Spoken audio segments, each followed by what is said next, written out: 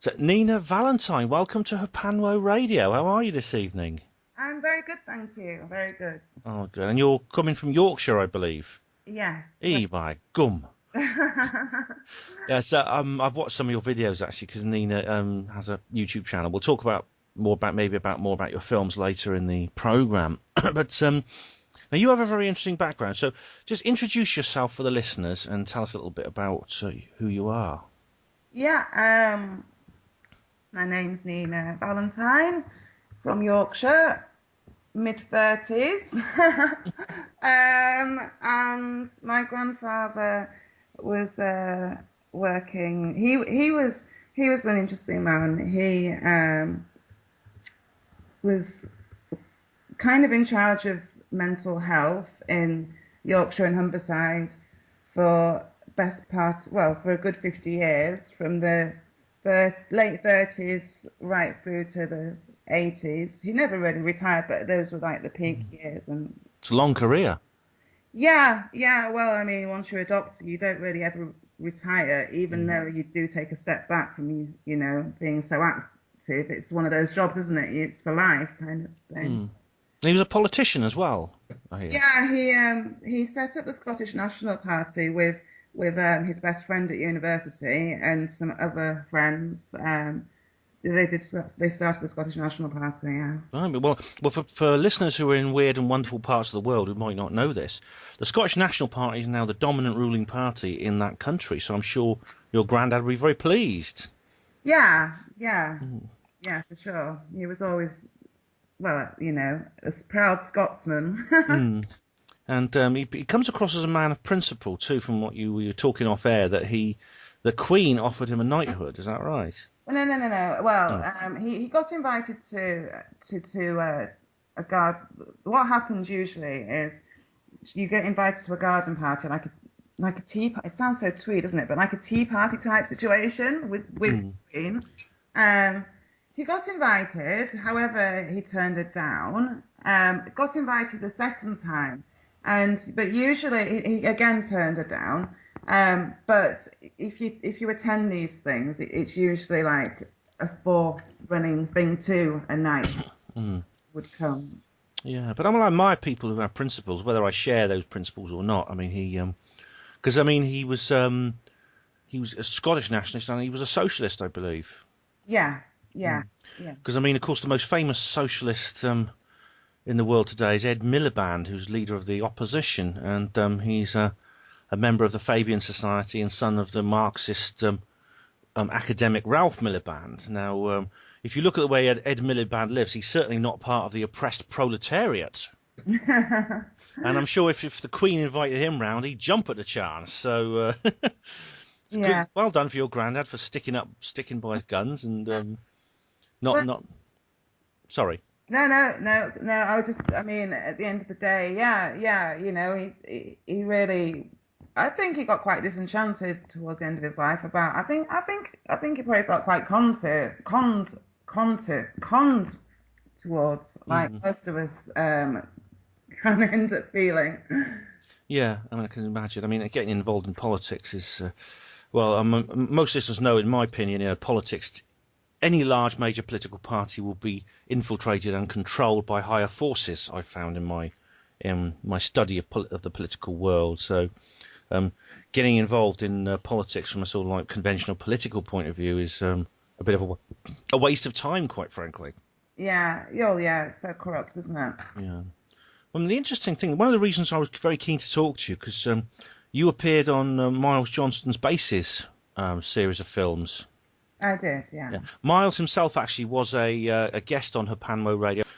Miles was a guest on HPANWO Radio on program 54 and 56, and I do urge listeners to go to the HPANWO Radio blog, and you'll find a link to that on there. And I was very impressed by the interview you gave Miles, actually, because you came across as somebody I think I could have an interesting conversation with, because I have a similar.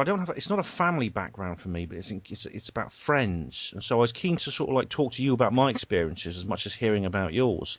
Yeah, that'd be really good. Because your granddad he worked as a psychologist. No, he was he was like the consultant psychiatrist Psychiatrist. of a small hospital in near Ilkley. But he was also prison psychiatrist. Basically the hospital he ran was private. And I don't know if you've ever heard of a place called Hyroids. It was quite famous for being really horrific. No. Like that was nearer to Leeds than Ilkley is. And so that hospital, oh God, it's told to I'm opening a huge can of worms here. I'm trying to keep it short. Okay. It's all right. No. Say whatever you want to say. Basically, he was in charge of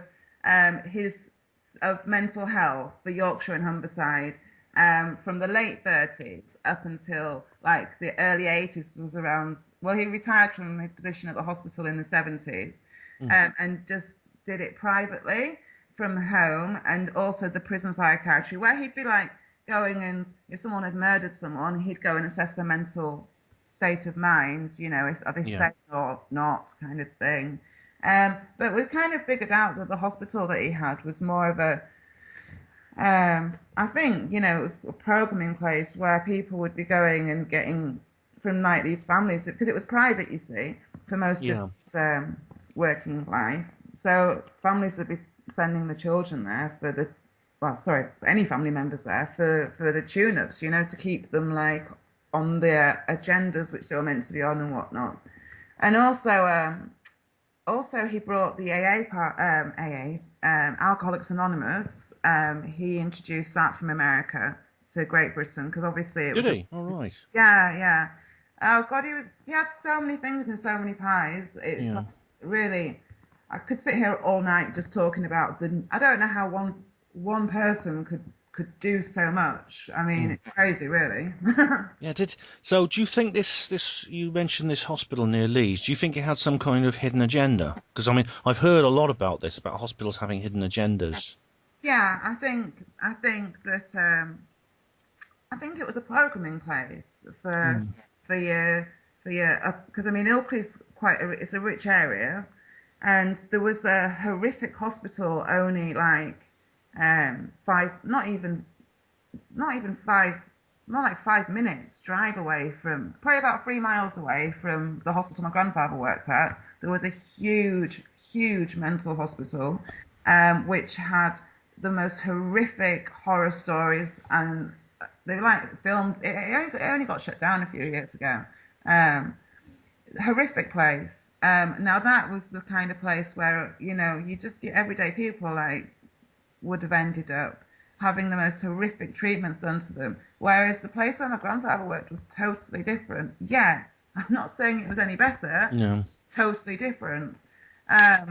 He worked when he was in charge of this hospital, and I think that it was somewhere where if you're like certain families, say for example, like one of the children isn't, the programming's like starting to slip, or they need tuning up or whatever, then they get sent to a hospital like the one that my grandfather was running. Right, that's scary, because I mean, I know that in the early 20th century, it was quite common to treat psychiatric conditions by powerful electric shocks to the brain.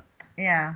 And did a lot of damage to people. I mean, I don't know if you're familiar with The Caretaker, which is a play by Harold Pinter. It's actually about that. It's about one of the men involved in that was treated like this. Yeah, the hospital, Hyroids is the hospital which I'm talking about, which was in Menston, not the one about the really one which is famous for being so barbaric.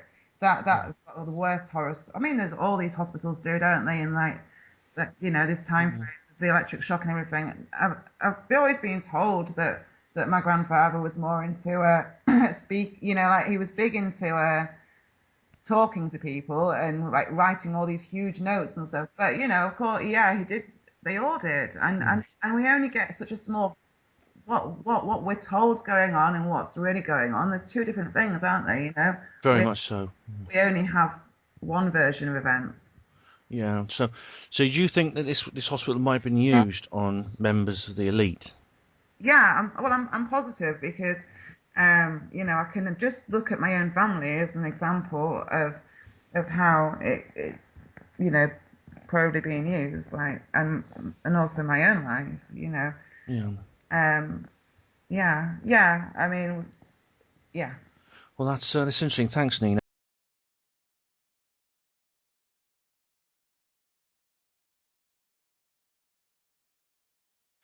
This is interesting stuff, Nina. And one of the reasons I wanted to speak to you is because, as I said, my own background is similar in a sense as friends rather than family. But I'll tell you a little about my family background. My mother was also a psychologist.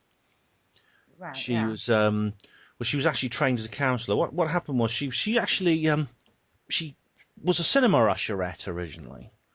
Yeah. So she came from what the kind of patronising and conformist world tends to call working class or normal or average, Horrific, the caste system I names. know, I hate that kind of terminology, but Yeah. she was sort of like a normal average woman and doing a normal average job. Yeah. Of course, that's not the kind of terminology I would use. That's just No. what No. society says. Yeah. And she decided she was going to go to university and get an education. And in those days, it was much easier to do than it is now.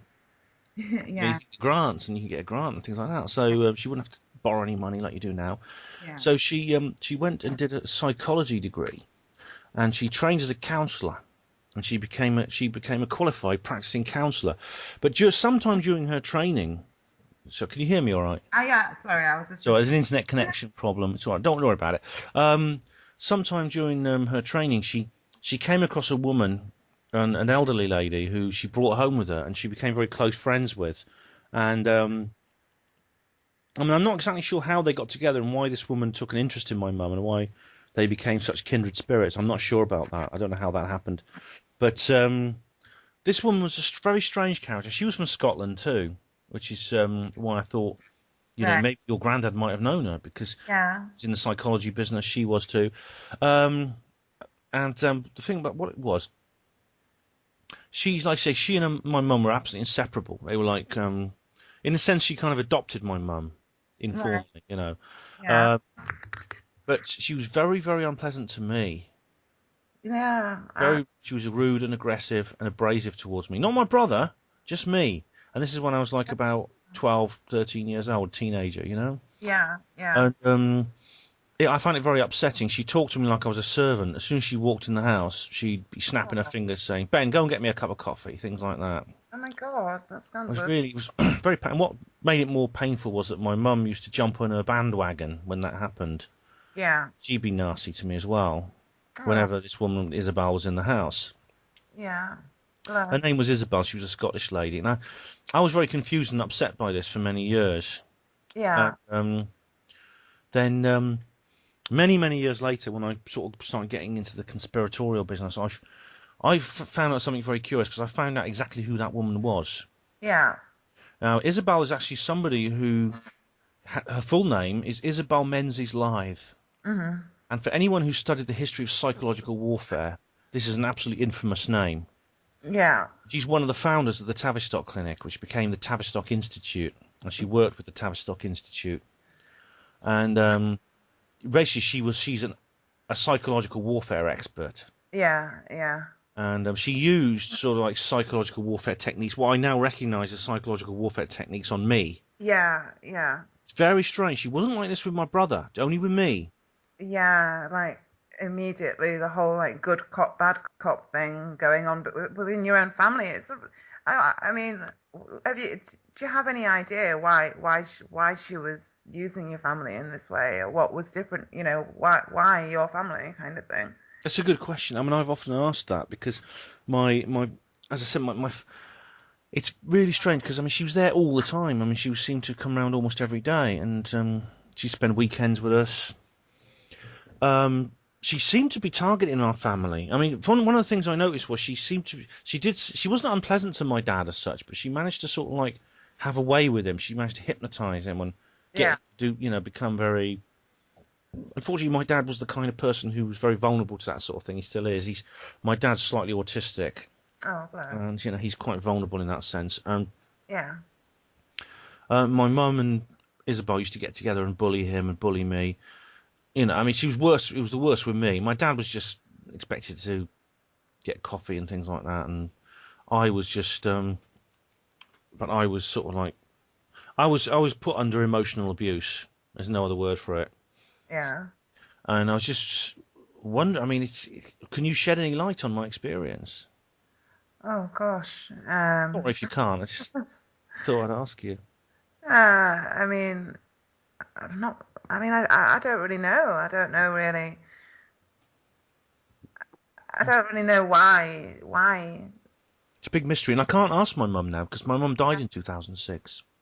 It does seem strange, doesn't it? Out of all of the families in the world, and all of the people that she must have come across, it was obvious. It's obviously no mistake that it was your family that she chose. I mean, yeah, it seems very odd, doesn't it? Yeah, of course. And I'm still a bit of a. You see, I don't know. You see, I have missing time in my life. I have periods of my life I can't remember. Mostly my sort of late teens, early 20s are a real blank. Really? I have trouble remembering them. Yeah, I have trouble remembering what happened to me. Right. So. I can't. It's very, very, very difficult. Yeah.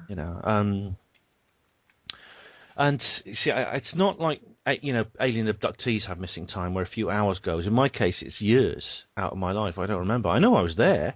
Yeah. But I mean, it's weird things happen because when I was a porter, I was a hospital porter at John Radcliffe. I met this guy at a party a good few years ago now, and he said, "Oh, Ben," he remembered me, and he said, "I didn't know who he was." He said, "Oh, I'm Derek," and I said, "Who?" And he says, "Don't you remember me? We knew each other. We met a couple of years ago. You trained me up for delivery suite." Oh, So wow. what happened was I've been training this guy for about a fortnight. Yeah. I should remember him. I remember people I remember people I've met further long ago than that. Yeah. Why didn't I remember Derek? It's because he was in my life during one of these lacunae. Right. In my memory. Yeah. So it's a very, very strange sort of like. My background is very strange in that sense. I'm just wondering, what age would you say that your memories start as a child? 3 years old is my earliest memory. Because I do have two memories but up until starting school, apart from like two kind of random memories, I don't really have anything. There's nothing there, and I just thought that was like not quite normal. That most people's memories don't really start until that age. Then I was looking into it not that long ago, and I realised actually that really isn't that normal. Some people can remember stuff from being like 1.5, 2 years old onwards. It's strange because I mean, my mum was actually a psychiatric patient as well. I should mention, and this happened when I was about 5 years old. My mother was a psychiatric inpatient. She had a nervous breakdown basically. Oh, bless. I haven't talked about this before on the air or anywhere else, so this is a PANWO exclusive everywhere. But yeah, my mum had a nervous breakdown, and then she recovered from that, and she carried on, and but obviously this would have hurt me when I was a kid. This would have upset me. Yeah. Oh, excuse me. And then all kinds of strange things happen. I mean, and I've never had any sort of like hypnotic regression or anything like that. No. I mean, But I do wonder about my background, whether I might have some kind of things happening to my life, like yourself and other people within the AMASH project have, because I've become very sort of like close to people within the AMASH project. I have no conscious memories of alien contact, iLabs, anything like that. Yeah, no, I haven't either. Not. I mean, I've seen crafts, but I haven't got any abductee experiences. Yeah, I mean, I've had close encounters with. I've not had close encounters. I've had sightings of about a dozen objects in the sky I can't explain. I think there are 3 actually which stand out, which really do defy explanation. Right. So I've had sightings of UFOs. Same as me, actually. Yeah, I've had sightings of UFOs, but I've got no. I do have missing time in my life, but I have no conscious memory. But I have been very, very emotionally drawn towards people and the subject of UFOs and alien contact. Yeah. And of course, I often wonder myself how I became a conspiracy theorist, so-called, because no one else in my family is. including the generation after me, which is my daughter and her cousins and people like that. No one in anyone else in my family is any interest. My brother is completely different from me in every way. If you met us, you wouldn't believe we were brothers. So different. Interesting. Yeah. But we're doing the same job now, which is the only thing we have in common. But Really? he's a gardener, and I was a hospital porter. Now I'm a gardener as well. But it's very, very peculiar that and my mum and dad were in no way interested in anything like this. Same with my grandparents. And my daughter, as I've already said, thinks I'm crazy. Well, I think we said off the air, didn't we? I've got an 18-year-old daughter who thinks I'm a loony. Yeah. She thinks her father's a nut job. So, where did it come from? Where did my conspiratorial awareness come from? Well, I don't know, but I don't like to think of any of us as being into conspiracy theories. I think the only conspiracy theory is to believe the government lies and the media lies, and the only conspiracy is to believe all the nonsense that we're meant to be believing. We're not conspiracy theorists. We are into the true picture, the true realities that are going on. We are certainly the only conspiracy theorists are the people who are sat at home laughing and scoffing at us, thinking that we are conspiracy theorists. No, it's not us. It's them. Yeah, that's right. They believe in a conspiracy that Osama bin Laden organised 19 guys with hardware tools to take over some airplanes and beat the best defended airspace in the world. Yeah, that's right. So they're the conspiracy. I mean, you're right, Nina. That's a bad terminology I used there, but it's just that's what they sort of label it. Like that. And I totally do get the point you're making. I just felt it needed saying because obviously, the craziness is to believe what we're told to believe. But yeah, I mean, I don't know, Ben. It's a similar situation for me. I come from a family where you very much meant to believe in you, and you meant, you're not meant to really be investing all this time and energy into things, especially things which don't have a paycheck at the end of the day, no, I mean, my family's the same. They all think I'm absolutely bonkers. I don't discuss this stuff with them. It just isn't worth it. It invokes really angry reactions, especially with mother. Oh, Jesus Christ, it really does invoke pure rage, Yeah, I mean, I've given up talking to my family about these subjects. I did talk about it at the hospital when I was working there, when I was a porter serving at the hospital, and I was very outspoken and I developed a bit of a reputation, Yeah, it's the same. Some people didn't like it, Yeah, it's the same at my work. They all seem to think that I'm totally bonkers, Mm-hmm. They just have this snigger, and I mean, I don't talk to them about it, but I do post stuff on Facebook, so people see what you're posting, don't they? Yeah. even if you don't want them to, or even if they don't want them to, they get a gist of what you're into. That's very true. Yeah.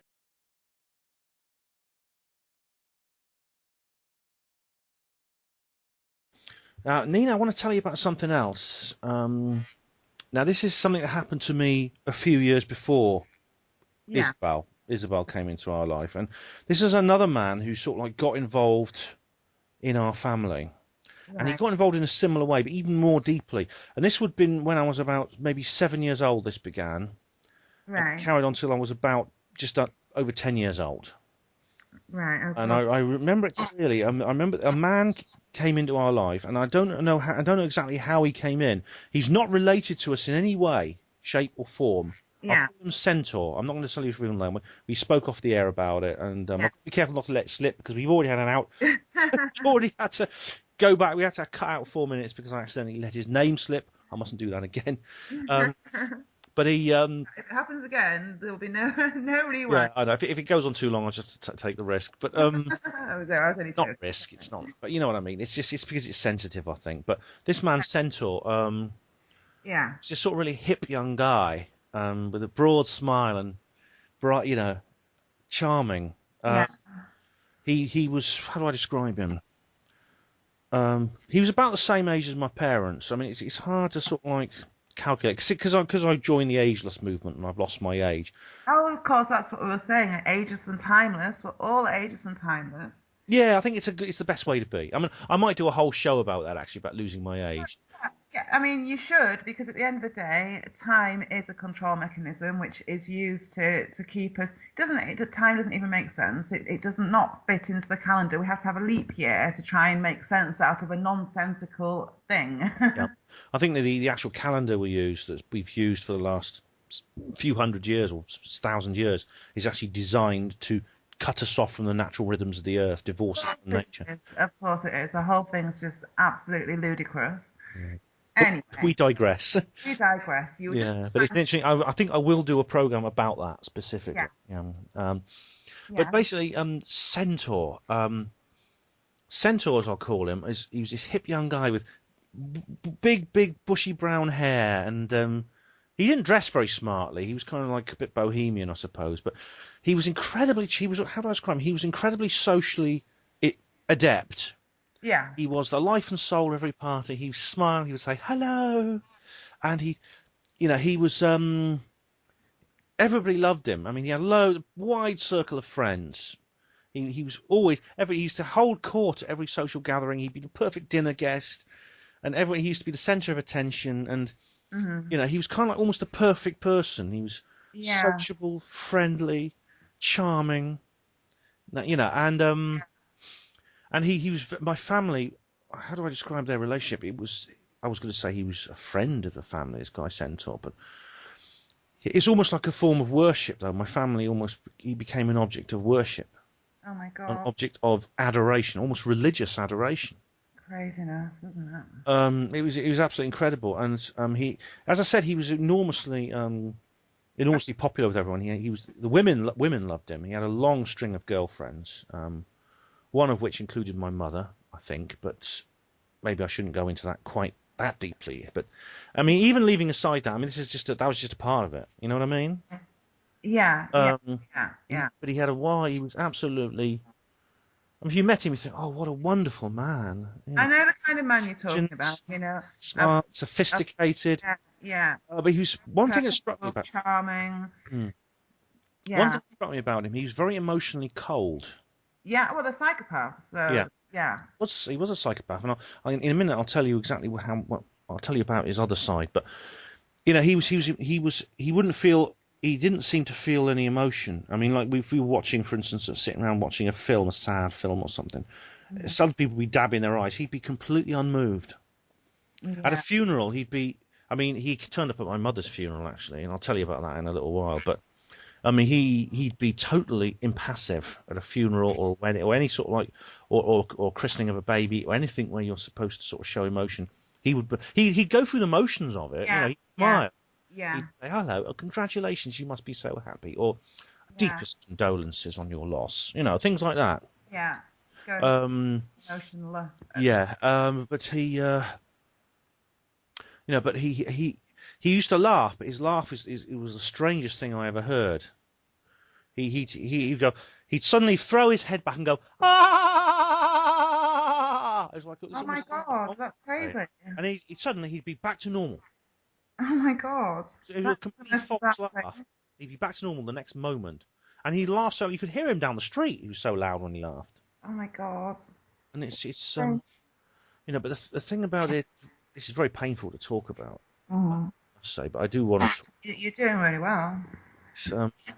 See, in private, he was a very, very different man indeed. In fact, he was an extremely violent, sadistic man, psychopath. Yeah. He was emotionally abusive and physically abusive, and he abused me. Yeah. I don't want to go into too much detail about that, but he was emotionally, physically abusive to me, even in public. I mean, in front of my family. Not everyone. Sorry. Yeah, I was just gonna ask, like, in front of your parents, did they show? I mean, if he's, did they just pretty much let him like treat you like rather like his own son kind of thing, in that he could pretty much say whatever, speak to you in any manner that he wanted to? Yeah, I mean, he was when not in front of everyone, like the family and friends, right? He wouldn't do it in front of everyone. He knew when he could get away with it and when he couldn't. Yeah. He was very, very clever like that. Yeah. but when in front of my family, he used to be physically violent towards me and emotionally cruel towards me when I was like 8, 9, 10 years old. And when you say physically violent, to what kind of violence? Slapping me round the head, Really? pushing me against the wall. Oh my God. I mean, it was unbelievable. My parents used to stand there like sheep, just watching him, and it's like, just looking. And I mean, it's something that haunted me throughout my life. Actually, it took me a very long time to forgive my parents for that. Yeah, yeah. I mean, I was. Understandably. Yeah, I mean, I was absolutely so angry about it. I mean, because it's just, to me, it's incomprehensible. Honestly, if someone did that to Louisa in front of me, Yeah. it would be the last thing they ever did. It Yeah. really would. Yeah. And it seems almost incomprehensible that parents could allow their child to be treated like that.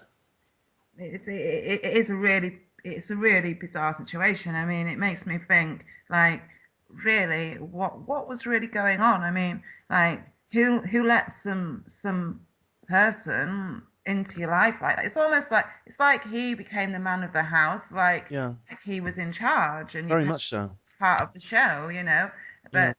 but just like spectators within their own home, and he was very much sounding like the father figure, really. Yep, he was. I mean, my dad, as I said, my dad was actually quite. My dad's slightly autistic, and he has trouble with things like this. But the thing about it is, this man seemed to have some kind of hypnotic effect on them. Yeah. He didn't, and my brother, not on me. Yeah. Which is maybe why he picked on me. I was going to say that. But again, as with Isabel, Centaur was not in any way hostile. He was very nice towards my brother, because it was me and my brother were the two sort of like. Yeah. My younger brother. He was nice to him. It was me again. He focused his anger on, and as I said, he seemed to have some kind of hypnotic hold over my parents. He seemed to have some way of hypnotizing them to make them think, to make just like I said, to make them religiously worship him. I mean, I was always, as a child, I was very disturbed by the Bible story about Jacob, and do you know the story of Jacob and Isaac? From the Bible. Yeah. Jacob God says to Jacob one day, Jacob's just had the baby Isaac, and he's absolutely dotes on him. He's his firstborn son. Yeah. God says, take that baby to an altar and sacrifice him for me. And so Jacob does what he's told. Oh, God. And I, as a child, I was absolutely horrified by this story from the Bible. I mean, it is a pretty horrific story. It says that you would, that Jacob was so adoring and so obedient to God that he would do something he would otherwise think of absolutely unthinkable and impossible. And this is rather like my parents with Centaur. I almost said his name again there. I've got to be careful. We're 9 minutes in. I'm not going back now. But with Centaur, it was like I when I was a kid, I used to wonder, if Centaur told my dad to sacrifice me to him. Oh, bless you. Would he? I mean, you've got to realise. I mean, I was just a small kid. I was totally different now. I mean, but this is the nature of the psychopath, don't you find? I mean, if you've looked into sort of like psychopath, sot.net, which is Sign of the Times, and Laura Knight Yadchik, and Andrew Lubachevsky, written about 6%. Yeah. You know what I mean? Yeah, totally. It's absolute insanity. I was just thinking. Have you encountered people like that yourself? Well, yeah, totally. One of my best friends, her husband, he's in prison now for God knows. I mean, he's done in his lifetime. He'd be about 50 years old, but well, the things he's done, it's amazing. This hasn't happened sooner. But anyway, he's been in prison over 100 times, and it's all violence towards women, mostly. He is a psychopath. He would totally fit you. Absolute. I mean, he's charming, personable, all of the things we're talking about with this Centaur. He is all of those things and more. But he is also the polar opposite, Yeah, and he knows. I bet you he knows when he can get away with it, when he can't. He doesn't do it in public. He does it in private, in the home. This is the thing. Now, their excuse to the world would be that they lose control. No, not at all. They're not losing control. When you can keep that front on to the whole entire world for all of that time, but the second that you've got a minute when there's no one there, you're not losing control. You're waiting for the moment. Yeah, they don't lose control. They had some of the most controlled individuals on earth.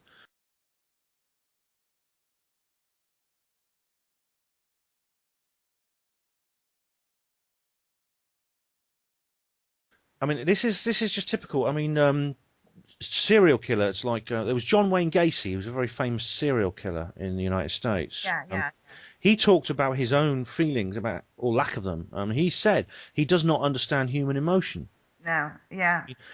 What he would do is, though, he would learn as psychopaths do, to affect human behaviour, normal human behaviour. Yeah. I'm using the term human because I do wonder if psychopaths have human faults. Yeah, of course.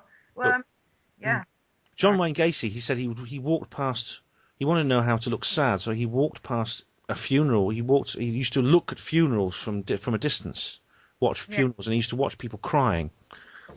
Then he'd go home and he'd sit in front of the mirror and he'd make himself cry and look at his own face until he got it right. God, it's crazy, isn't it? Yeah. The thing about Centaur is Centaur didn't bother even doing that. He was a cold fish emotionally, no feelings. Are we on air now? Or oh yeah, we are. Yeah. Oh right. I wasn't sure. Sorry. That's right. Centaur was completely cold fish. Yeah. Yeah. It's crazy. Absolute craziness, isn't it? You know. I'm just thinking again, like, like, he's in your life. It's not just that. I mean, the combination of him and this woman as well. It's kind of mind-blowing for you. It must have been really hard to deal. It was incredible. I did wonder, I did start to get a bit paranoid and think, well, what is this? What's going on? Why do these people keep invading my family life? Yeah. These people who are not related to us. Yeah. In one case, I found out later, this was one of the founders, almost one of the key figures in setting up the British psychological warfare program. Another was this mind-bendingly evil, sick individual who could put up a front of being the perfect gentleman, and behind the scenes, it was rather like I don't know if you ever read a book called American Psycho by Bret Easton Ellis. It's a very, very infamous book. It's quite difficult to read. But that character in that is just exactly like Centaur. Yeah. Wow. Because this is about a character about a man who is the perfect gentleman. He's rich, he's successful, he's handsome, charming. But behind the scenes, he's enacting all these murders. Yeah, that's right, isn't he's a viciously brutal killer. Yeah. Tortures and kills people. Yeah. Mostly women that he picks up. Yeah. And it's a horrific book to read, but that's kind of like what. Well, I mean, the thing is, you got to realise is most psychopaths never actually commit any violence, or they don't commit violence to that extent. Most of them actually are just. Well, I don't know. I'm a little bit on the fence about that one. I think it's more a matter of the fact that most people don't ever find out what they've done because they don't have a conscience, so they don't have to, unless they get caught, they don't have to, I do know people that have committed serious offences. Yeah. Anyway. But they get, I mean, like very often is the case with your friend. I mean, your friend with this man in her life. Well, yeah, I mean, ironically, he's in prison now, but he's not in prison for things that he could have gone to prison for. There's many. This man should have been. The things he's done, which he hasn't ever been in court for. They're the crimes he should. I mean, he's domestic violence. I can't really talk about the other stuff, but yeah, I mean, I don't think he probably won't ever get out of prison again now, but he nearly killed her again. I mean, how many times do you nearly kill someone for before eventually you get some real time for it? Yeah. But no, I mean, we're talking about a man here who's capable of anything. There's no barriers. Yeah. They have no conscience. There's no empathic lock that would stop them. No. The only thing there is the inconvenience of society not agreeing with what they're doing, and that's the reason why they like that really gets to them, that it's not okay for them to be doing this stuff. They have to try and keep a lid on what they're doing because it's really not okay, even though that's what annoys them. It's not the fact that that's crazy. The whole thing's just crazy. Yeah. And very often when I mean, I think if my parents had said, had told their friends, what Centaur was doing to me, they would have just, what? It's surely not him, But he's such a lovely man. Of course, yeah. Well, she could put.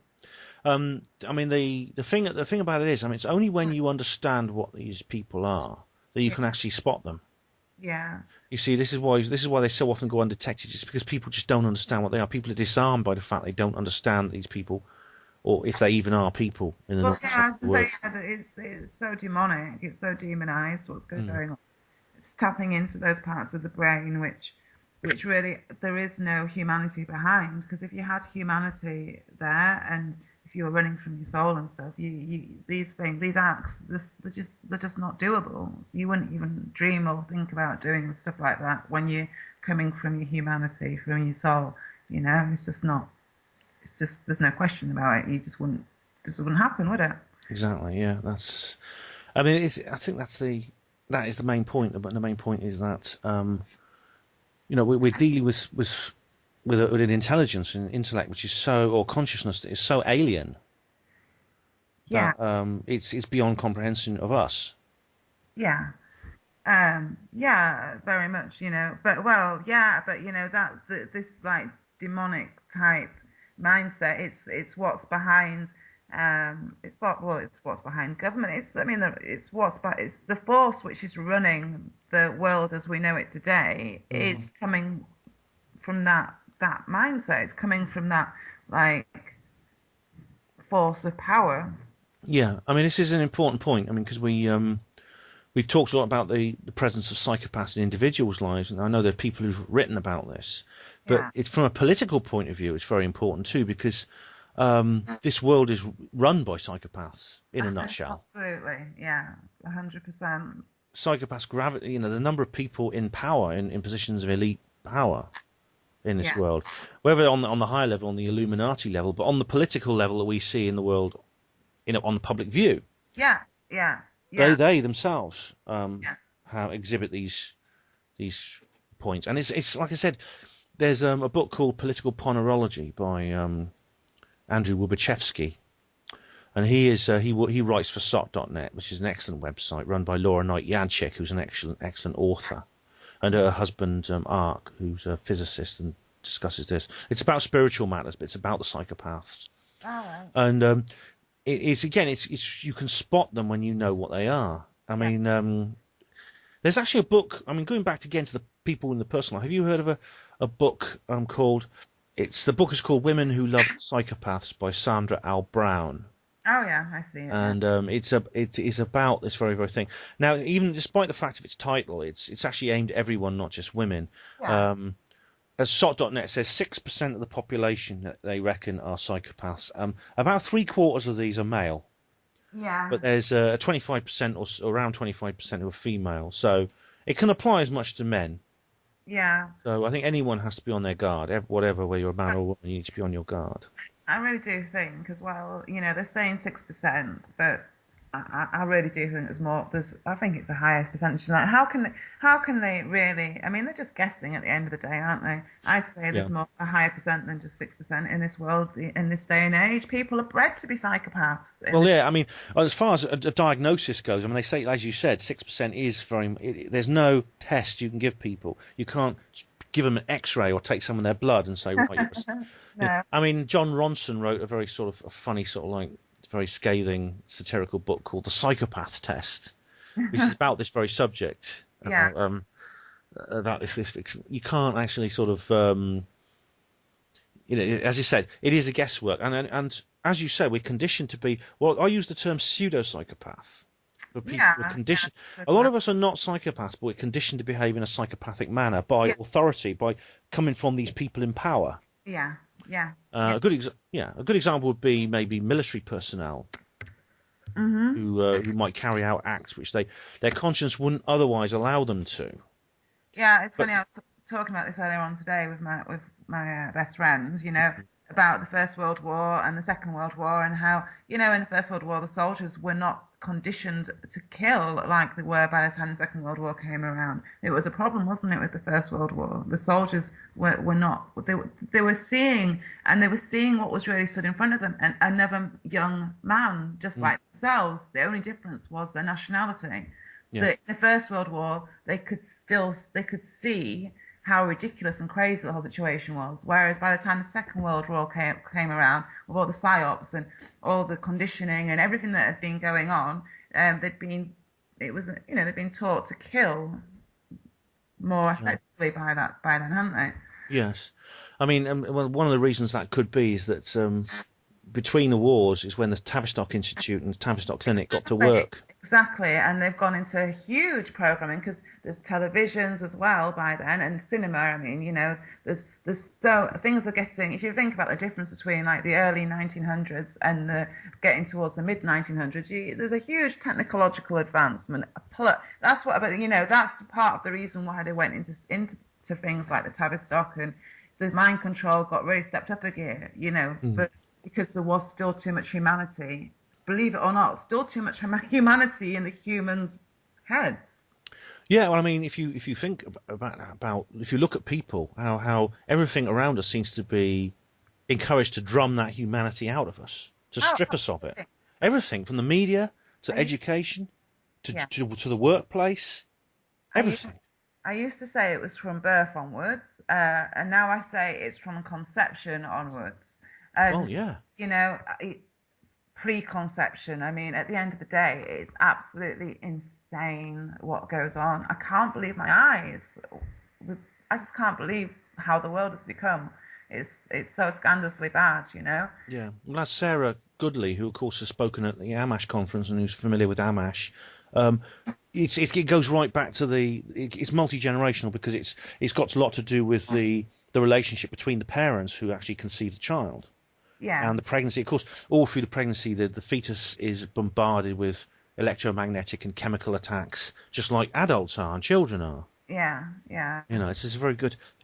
and Nina, I mean, we've now gone on. We've gone on for quite a long time now. I think I hadn't planned this originally, but I think we could do 2 programs with this conversation. What do you reckon? Yeah, let's do it. Do you want to come back for another time? Yeah, definitely. Yeah.